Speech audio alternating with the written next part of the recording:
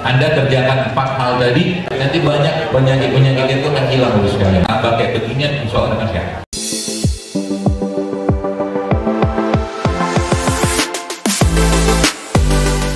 Ada satu kondisi di dalam tubuh kita ini, kalau seandainya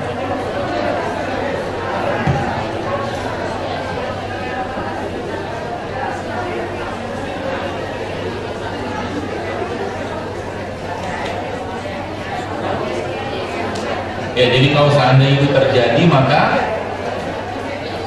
seluruh sistem tubuh kita akan bermasalah. Jadi kondisi itu namanya leaky gut. Leaky gut itu begini, gambarannya ya kurang lebih begini. Usus kita itu atau fili-fili kita itu dia utuh kayak begini, dia ketat begini. Dia menjaga isi bagian dari usus di dalam ini masuk ke dalam darah. Itu dia.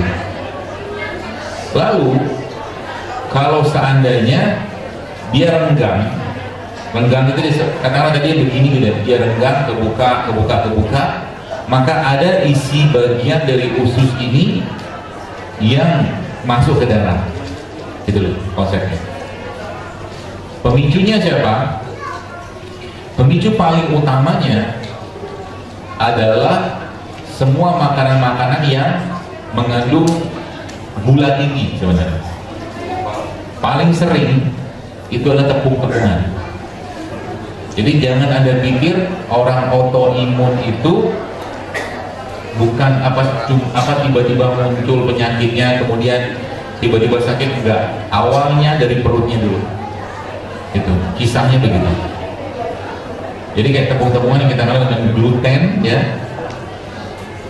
Terus ada yang bilang, dokter kan orang tua kita dari zaman dulu makannya gluten, betul. Tapi gluten yang mereka dapatkan dari sumber yang baik. Contoh, tepung singkong atau singkong itu kan dia mengandung gluten juga. Ya, tapi glutennya gluten yang baik. Ya, gluten yang baik kita. Jadi yang kita kenal di sekarang sebagai mocha atau modified cassava flour. Ya. Nah, jadi intinya adalah ketika perutnya tadi sudah bermasalah ya, dan mulai terbuka atau terenggang itunya tadi itu, ususnya tadi itu, maka perlahan-lahan isi bagian perut itu akan masuk ke dalam darah, dan itu cikal bakal autoimun.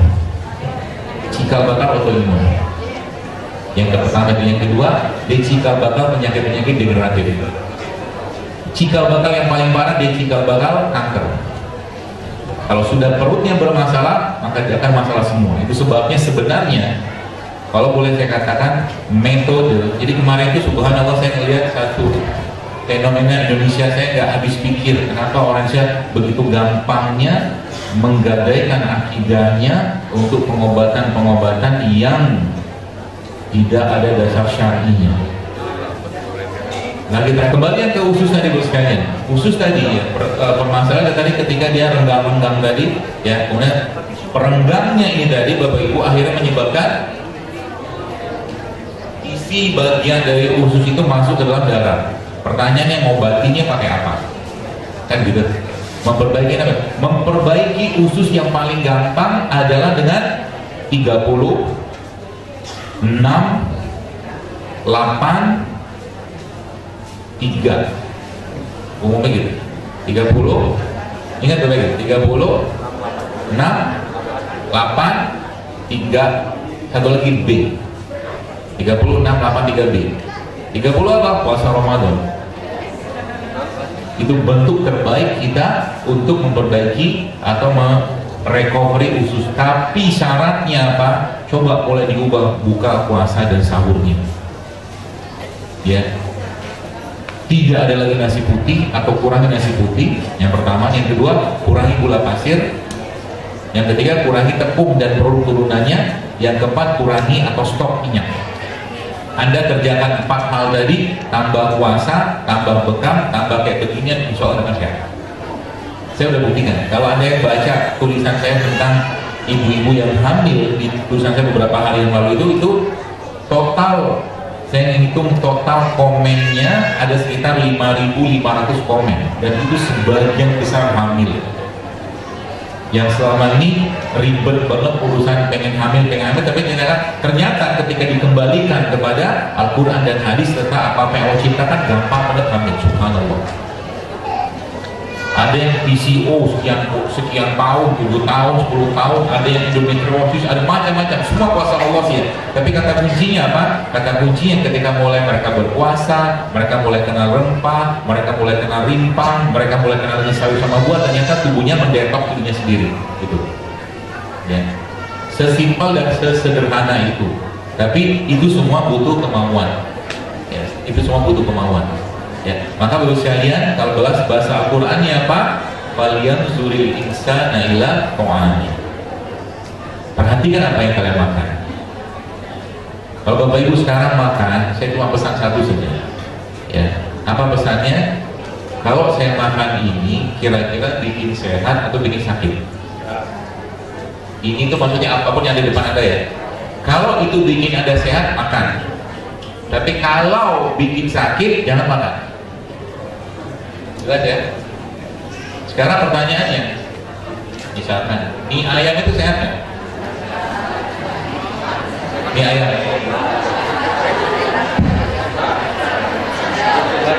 sehat? Kita belajar ya, bukan untuk mencela makanan ya. Sekarang pertanyaannya, mie ayam itu sehat? Kenapa tidak sehat? Karena ada tepungnya. Pertanyaannya, dokter, saya tetap pengen makan mie ayam. Gampang, tinggal Anda ambil katakanlah mana? Misalkan lah ini, apa ini sawi, sawi kayak begini, Anda blender, Anda hancurin, jadikan bubuk, terus jadikan tepung, jadikan mie. Bisa kan? Makanya ada mie wortel. Itu jauh lebih sehat daripada mie tepung. Kan belum ada yang jual di sini tuh. Mie ayam sehat. Dari apa? Dari apa mie-nya? Dari bayam. Ayamnya ayam kampung. Kan gitu. Kalau enggak, ada saya kasih lagi solusinya. Kalau dok saya mulai mengurangi makan daging hewan, oke nggak apa-apa, bikin aja dari jamur. Bisa kan? Mie ayam, jamur, kaldunya, kuahnya tadi dia bikin dari kaldu jamur. Nanti kalau ada saya endorse. Kita butuh Pak Bu sekarang ya, Bapak Ibu sekalian yang Anda punya potensi untuk kuliner, yuk bikin kuliner sehat. Permasalahan kita saat ini di mana? Di kesehatan tidak lain tidak bukan karena sisi-sisi yang berhubungan dengan makanan, minuman itu tidak tersentuh sekarang. Pabrikan semua sibuk dengan bikin makanan, minuman untuk repeat ordernya kita, gitu loh. Tapi kalau sudah pabrikasi pasti akan menggunakan pengawet, penyedap segala macam, gitu loh. Maka ya saya berharap nanti ke depan mudah-mudahan jadi program pemerintah di sini dibikin bazar-bazar sehat setiap akhir pekan atau setiap bulan ke-12 sekali. Bazar sehat. Jadi dikenalkan, contoh misalkan orang udah nggak kenal lagi dengan tepung-tepungan, kita kurangi tepung. Sekali-sekali silakan, tapi kalau tiap hari tepung masalah di usus kita Pak. Ya, pilihannya apa? Kalau pengen tetap makan bakso dan minyak, cari bikin biji bakso, pentol bakso itu ya tidak menggunakan tepung. Bisa. Jadi akhirnya baksonya sehat, gitu loh. Mie-nya tadi saya katakan dari sorghum bisa, dari shiratake bisa, dari mie kayak gini juga bisa. Banyak pilihannya. Jadi makan yang kita makan itu menjadi kontributor sehatnya umat, gitu loh. Makan yang kita buat, yang kita jual menjadi kontributor sehatnya masyarakat, bukan juga menjadi kontributor penyakitnya orang. Kalau Anda bisnis kuliner, pikirkan baik-baik. Kalau sampai orang jadi sakit gara-gara makanan kita, zolim namanya, ya kan? Ya loh. Maka diperbaiki. Pertanyaannya, saya mau tanya, roti itu sehat nggak?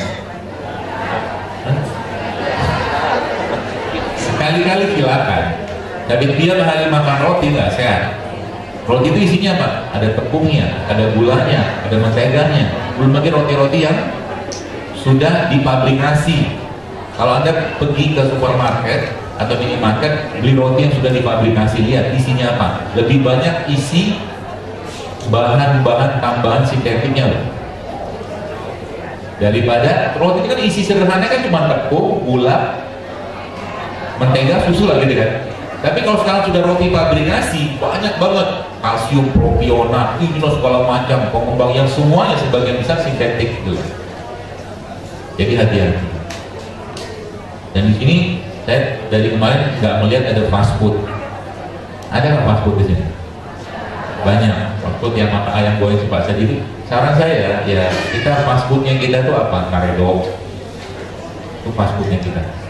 Jangan mengikuti kebiasaan orang-orang barat yang kalau boleh saya katakan di Amerika itu fast food itu makanan orang miskin. Serius. Kenapa? Karena sekarang untuk beli satu gelas yang isinya salad, sayur sama buah dibandingkan dengan satu burger, murah burger. Tapi masalahnya apa? Masalahnya ketika tepungnya, daging olahannya dimakan laki-laki terus menerus dengan segala macam bahan kimia, maka laki-laki tadi akan menjadi ginekomastia. Ginekomastia itu apa? Payudara yang besar. Kebanyakan hormon perempuan. Jadi hati-hati bapak-bapak sekalian yang hobi banget makan tepung. Hati-hati. Awalnya nanti dimulai dari masalah di ranjang. Laki-laki yang maaf perutnya gendut, belly fat, tidak akan perkasa di ranjang kemungkinan besar. Itu ada penelitiannya. Karena lemak trans yang ada pada diri. Ini mudah-mudahan jadi semangat ya. Semangat kita untuk memperbaiki, bukan untuk menghina, mengejek, bukan. Tapi kalau udah dengar maksud penjelasannya, mudah-mudahan bisa diperbaiki dan turunin berat badan itu gampang. Asal apa? Kurangi gula aja. Kurangi gula.